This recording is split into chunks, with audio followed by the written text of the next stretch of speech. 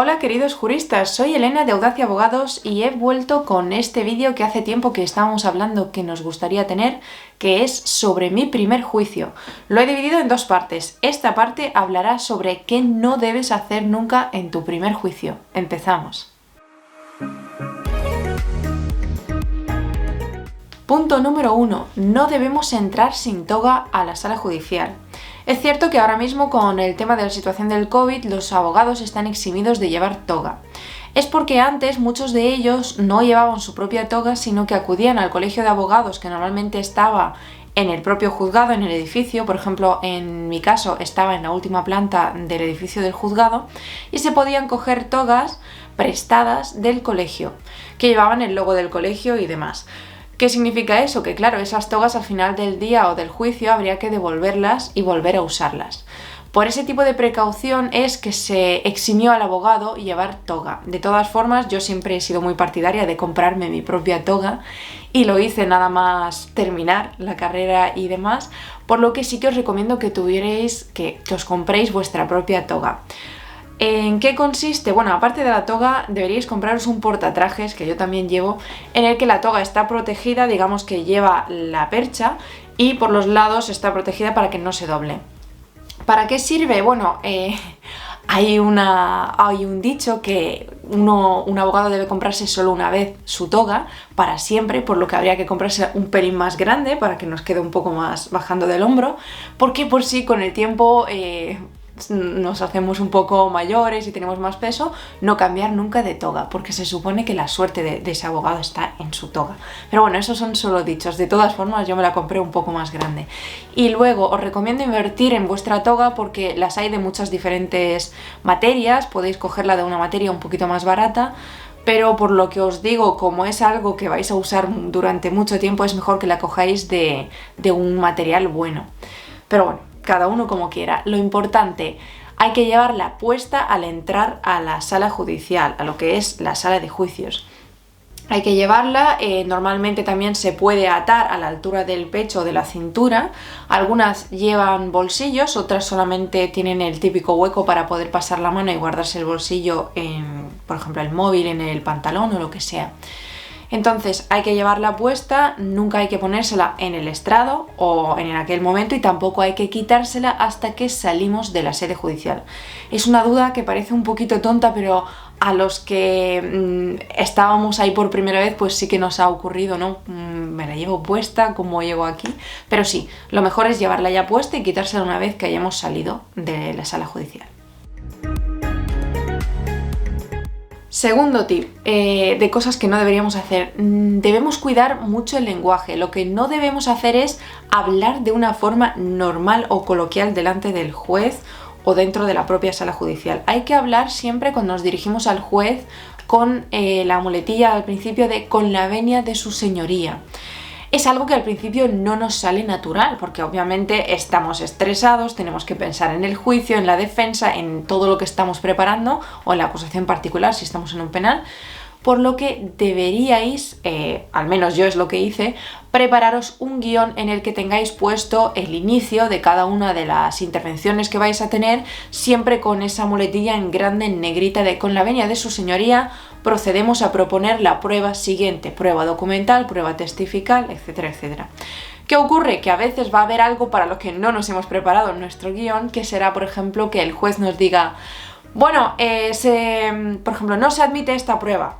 Y entonces el juez nos mira, nos da un poco, digamos, la palabra para argumentar. Ahí tenemos la posibilidad de formular protesta. Si lo hacemos, el juez lo resolverá en el mismo acto, es decir, decidirá si finalmente va a admitir esa prueba que hemos propuesto o no, y si es que no, nos dará de nuevo la palabra para formular recurso de queja, que ya más adelante, si queremos en apelación, podemos nombrar y decir, bueno, es que no se nos ha dado la razón porque no se nos ha admitido una prueba y demás. Lo que tenemos que sacar en claro aquí es, hay que hablar a todo el mundo de usted, tanto al fiscal como a los testigos y al juez, por supuesto. Y siempre que hablemos con el juez, con esa forma de con la venia de su señoría. nada más entrar y al salir hay que saludar a todo el mundo. Ahora por la pandemia no se puede hacer con la mano, pero sí hay que hacerlo de palabra y no hay que hacerlo con un hola, sino siempre buenos días, tanto al entrar como al salir. No adiós o hasta luego, sino siempre buenos días, señoría, buenos días, fiscal. Por lo que, bueno, espero que esto también os lo apuntéis como el siguiente tip de cosas que hay que hacer y que no hay que hablar con un lenguaje más normal.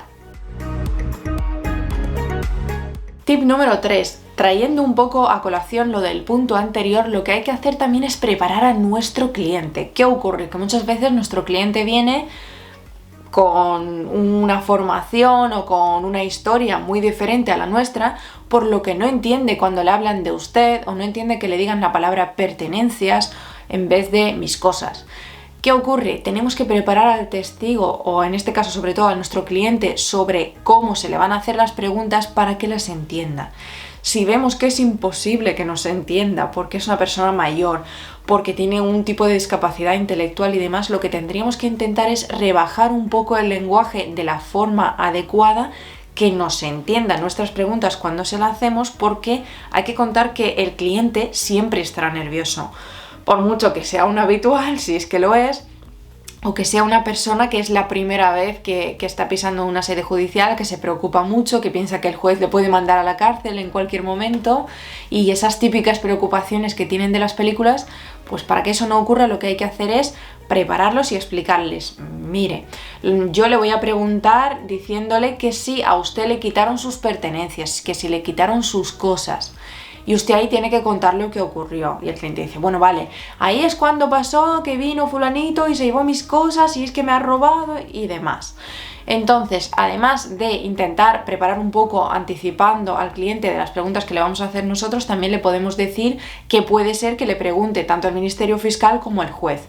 Le podemos decir: pues mira, a lo mejor el juez te va a preguntar sobre a qué hora ocurrió todo esto, ¿vale? Porque en tu denuncia no lo has puesto. Así que ten en cuenta que si te lo pregunta el juez, tú le contestas y le hablas siempre de usted. Eso es importante también recordárselo, porque los clientes, ante el nerviosismo y demás, incluso pueden decir, no solo hablar de tú, sino decir cosas que, vamos, no proceden para nada en una sede judicial.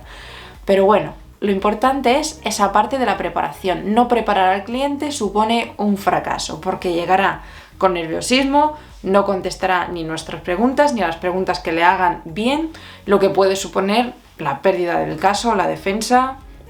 Puede ser bastante grave, por lo que os recomiendo tenerlo muy en cuenta.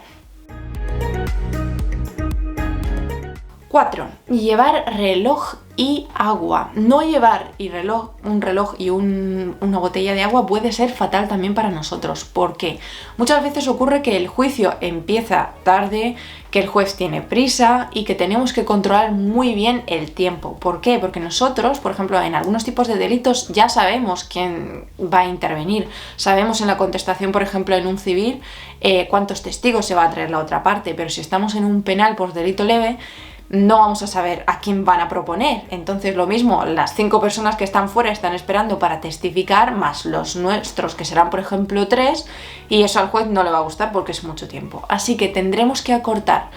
¿Qué ocurre? Si no tenemos un reloj con el que controlar el tiempo e intentar acortar un poco las preguntas para que no sean repetitivas, porque si no nos la van a echar para atrás, que os hablaré de eso en el próximo vídeo, o para que no ocurra que el juez nos diga vaya cortando, que eso ocurre mucho, tenemos que llevar siempre reloj. Y el agua es importante porque, vamos a ser sinceros, todo el mundo pasa nervios. Ni en el primero, ni el segundo, ni en el 10º juicio uno va como si fuera por su casa. Es verdad que la experiencia hace que uno coja más soltura y más tranquilidad, pero aquel momento de sequedad de garganta nos puede pasar siempre, y pasa. Por lo que yo lo que os recomiendo es tener siempre una botellita de agua en la mesa. Cualquier momento en el que sintamos sequedad, necesitemos, incluso aunque sea un momentito para pensar y sea nuestro turno para saber cómo vamos a enfocar eso, porque nos han traído un testigo sorpresa que nos está dejando fatal la defensa, ese trago de agua nos da tiempo para calmarnos, para pensar, para humedecer la garganta y para recuperarnos y volver a la pelea. Tip número 5. ¿Qué no debemos hacer en un juicio? No debemos no estar atentos. ¿Qué significa eso? Muchas veces, sobre todo en nuestro primer juicio o los primeros, puede ocurrir que estemos muy nerviosos.